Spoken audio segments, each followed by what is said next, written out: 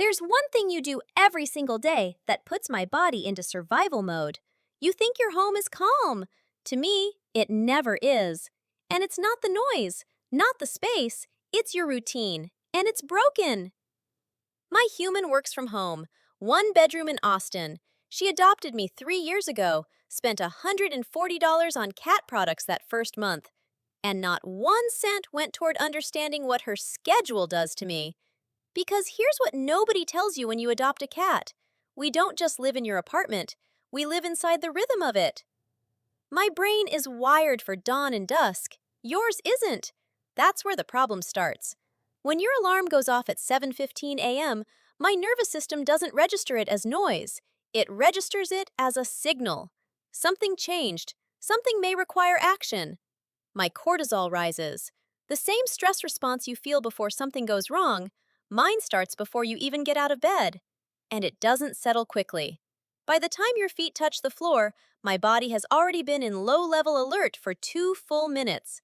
Cats living in unpredictable homes show noticeably higher stress levels. And here's what makes it worse. You don't have a consistent alarm. Some mornings it's 7:15. Some mornings it's 8:40. Some mornings, Saturday, there is no alarm, and my entire schedule has to rebuild from scratch.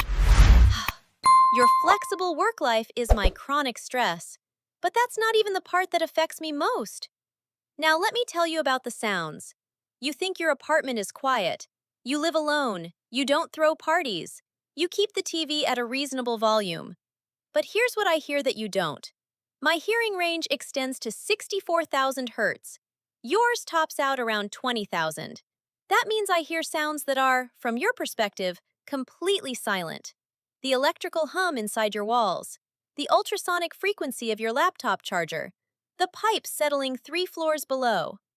In a standard US apartment, there are multiple constant ultrasonic sources running at any given moment. Yours has more than most. I know exactly where each one is. I've always known.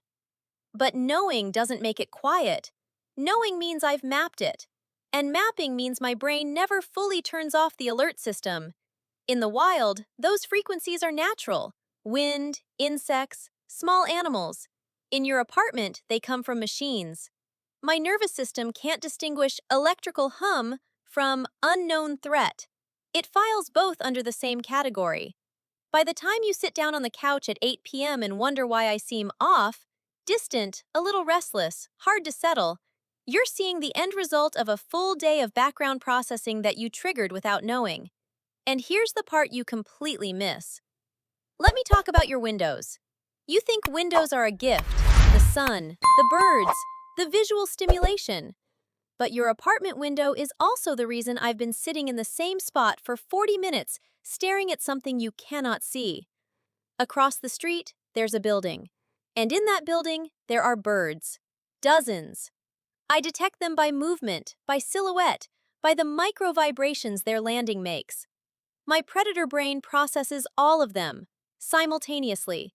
Threat assessment, prey evaluation, territorial monitoring, all at once, while you think I'm just looking out the window.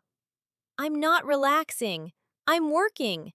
And sustained visual stimulation with no outlet for the natural behavioral response, no hunt, no chase, no capture, creates something animal behaviorists call thwarted predatory behavior.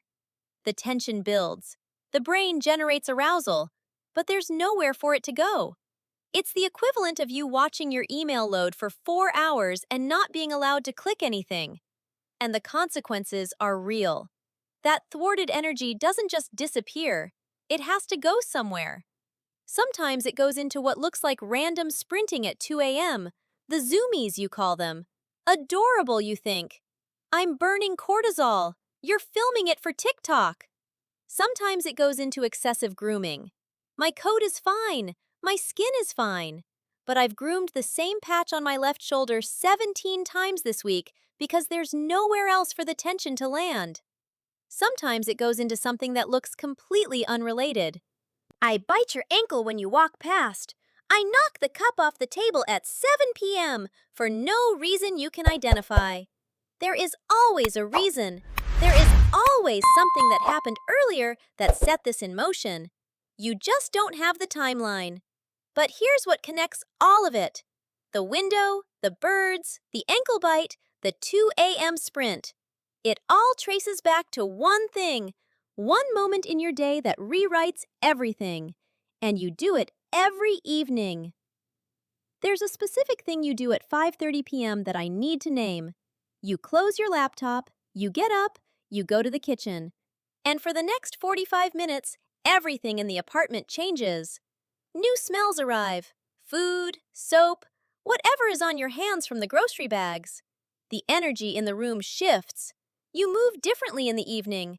Your footsteps are slower but less predictable. You open cabinets, you run water. My entire sensory environment is being updated in real time across all channels simultaneously. And I respond to it. I come to the kitchen. I sit on the counter. I watch what you do. You think I'm begging for food. I'm not. I'm trying to understand what changed, because to me, everything just did. The bowl that was empty is now being filled. The counter that smelled like laptop and coffee now smells like olive oil and garlic. Your voice changes. You talk to yourself while cooking, or you put on a podcast, and the frequencies in the room shift completely. I need to update my map. That's not a choice. It's an instinct older than your apartment by a million years. You can ignore that something changed in the room. I can't. Not ever. And the difficult part is that this happens every single evening. Not once, not occasionally, every day. And every day, it's slightly different. If you ate the same meal at the same time in the same order, I would be calmer. I know that sounds ridiculous, but my nervous system doesn't know what dinner is. It knows what patterns are, and yours keep shifting. And for cats like me, cats who were separated from their mothers before 12 weeks old, this process is harder. The nervous system developed before it was fully calibrated. The all-clear signal takes longer to arrive. It sometimes never fully arrives. Now, the thing that actually helps. Not the $140 worth of products. Not the calming spray she bought after Dr. Chen mentioned signs of stress. Not the pheromone diffuser plugged into the outlet by the bathroom that smells, to absolutely no one's surprise, like nothing. The thing that helps is almost insultingly simple: routine. A study in Frontiers in Veterinary Science found that cats with predictable daily routines, consistent feeding times, consistent owner patterns, show lower baseline cortisol and higher rates of affiliative behavior. More purring, more slow blinking, more approaching their owner voluntarily. In other words, more of what you actually want from me. You want me to be calm and affectionate. I want to be calm and affectionate. And the single most powerful thing standing between us and that outcome is whether you feed me at 7:30 a.m. or whenever you wake up. 15 minutes of variance. That's all it takes.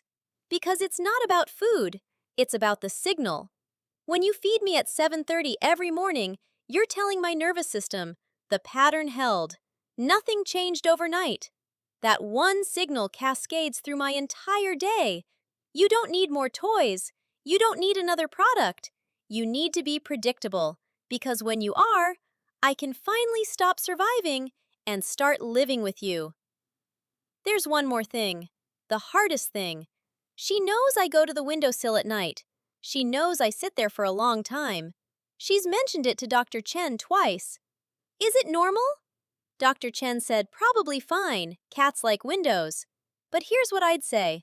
When I sit at the window at 11 p.m., the building across the street is quiet. The birds are gone. The machines are still running, but I've tuned them down. The apartment is the way I prefer it. Still and predictable, and hers. I sit there not because I'm looking for something. I sit there because, for a few minutes, everything is quiet enough that I can feel the nervous system finally stop. It doesn't happen very often, but when it does, I stay very still, because I've learned that if I move, it ends, and I'm not ready for it to end yet. That's what it looks like when I'm finally calm. Not playful, not affectionate, not performing anything. Just still, just safe, just here. So that's what your home does to me. It isn't bad. She isn't bad. You aren't bad. You just built a world optimized for human senses, and I live inside it with a nervous system built for something entirely different. The electrical hum, the alarm, the unpredictable evenings, the window full of birds I'll never catch. I process all of it, every day, without you knowing.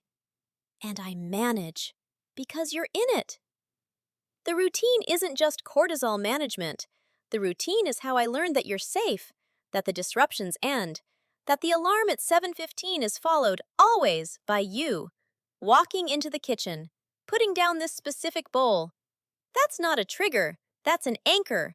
You are the one consistent variable in an environment that never stops changing. And that, for what it's worth, is enough. Next time, why I ignore you. And I mean really ignore you. The kind where I look directly at you and choose to walk away. You'll think it's about what you just did. It isn't. It's about something that happened 6 hours earlier, and you'll never guess what it was. If any of this landed differently than you expected, do the thing, you know the one. And tell me, what does your cat do that you've never been able to explain? Drop it below. I'm genuinely asking. I'll be here, like always, trying to explain what it's like on this side of the window.